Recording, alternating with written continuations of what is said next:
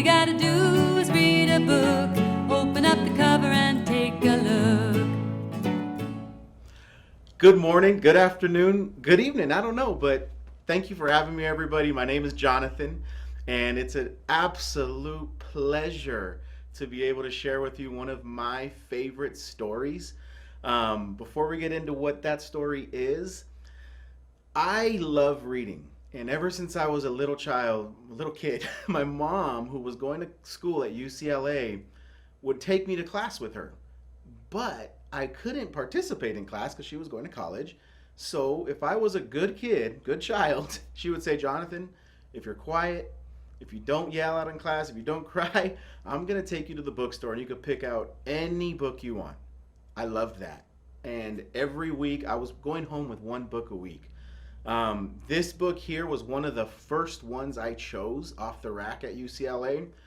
So it really holds a special place in my heart. And honestly, in Monrovia, we have bears all the time. This book is a story of a very curious and very happy bear. So come join me. We're going to explore this book. And the name of the book is Corduroy, Story and Pictures by Don Freeman. We're going to get started now. Corduroy is a bear who once lived in the toy department of a big store. Day after day, he waited with all the other animals and dolls for somebody to come along and take him home. The store was always filled with shoppers buying all sorts of things, but no one ever seemed to want a small bear in green overalls. And that's Corduroy right there, just waiting. Then, one morning, a little girl stopped and looked straight into Corduroy's bright eyes. "Oh, Mommy," she said, "look, there's the very bear I've always wanted." "Not today, dear," her mother sighed. "I've spent too much already. Besides, he doesn't look new. He's lost the button to one of his shoulder straps." Corduroy watched them sadly as they walked away. "I didn't know I'd lost a button," he said to himself. "Tonight, I'll go and see if I can find it." And look, he's looking for his button there. He can't find it. Late that evening, when all the shoppers had gone and the doors were shut and locked, Corduroy climbed carefully down from his shelf and began searching everywhere on the floor for his lost button. Suddenly, he felt the floor moving under him. Quite by accident, he had stepped onto an escalator and up he went. Could this be a mountain? He wondered. I think I've always wanted to climb a mountain, and bears like mountains, so that makes sense.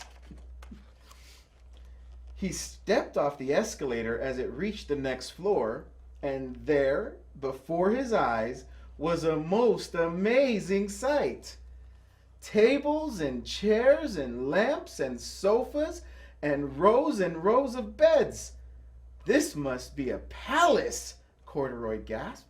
"I guess I've always wanted to live in a palace." Bears don't live in palaces. What? He wandered around, admiring the furniture. "This must be a bed," he said. "I've always wanted to sleep in a bed."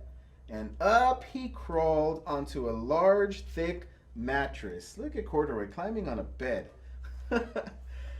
All at once, he saw something small and round. "Why, here's my button," he cried. And he tried to pick it up, but like all the other buttons on the mattresses, it was tied down tight. Look at him trying to pull up the button in the mattress.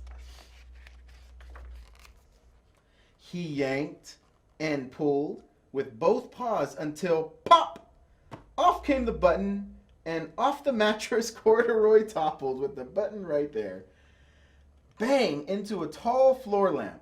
Over it fell with a crash. Uh-oh, Corduroy's underneath the lamp. Corduroy didn't know it, but there was someone else awake in the store. The night watchman was going his rounds on the floor above.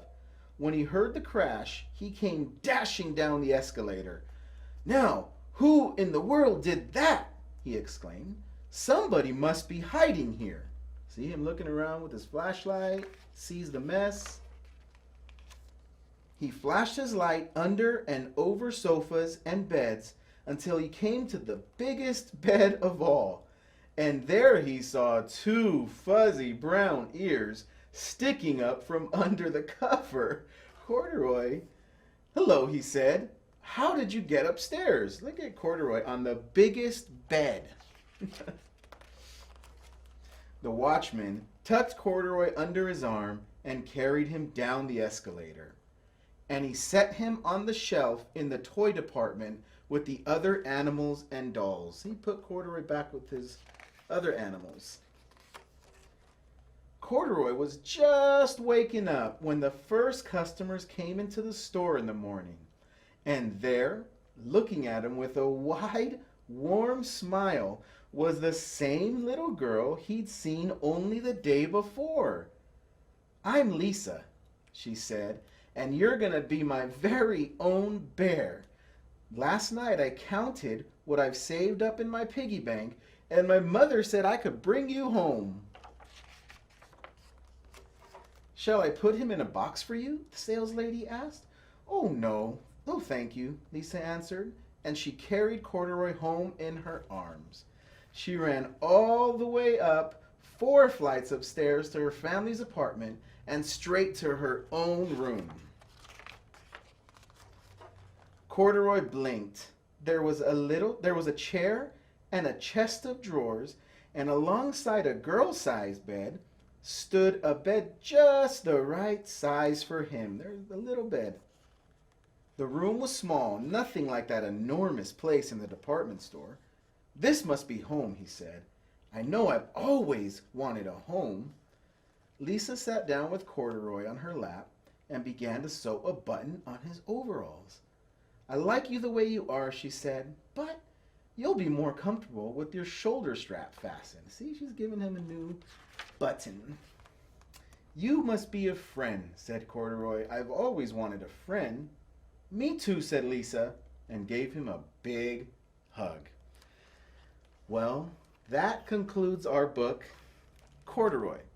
Thank you guys for having me, and I just really want to encourage you all, read. Read as much as you can.